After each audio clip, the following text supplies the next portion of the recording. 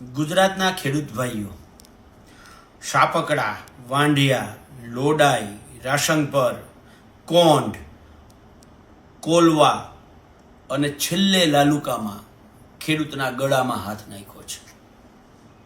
અગાઉ પાક વીમો, જમીનમાં આપણી ચણા કૌભાંડ, તુવેર કૌભાંડ, બારદાન કૌભાંડ, ટેકાના ભાવમાં ખરીદીમાં કૌભાંડ, કમોસમી વરસાદની રાહત આપવામાં કૌભાંડ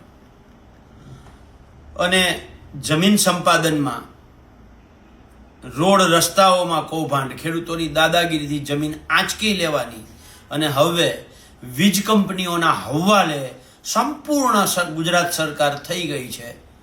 ત્યારે સવાલ એ થાય છે કે ગુજરાતના ખેડૂતોનું, ગુજરાતના યુવાનોનું જમીન જીવતું છે કે આપણે માત્ર હરતી ફરતી લાશો છીએ?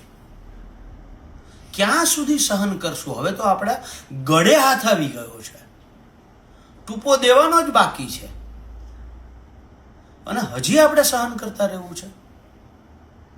આ જ હાલત પશુપાલકોની છે, આ જ હાલત ગુજરાતના મજૂરોની છે. તો ક્યાં સુધી આપણે સહન કરવું?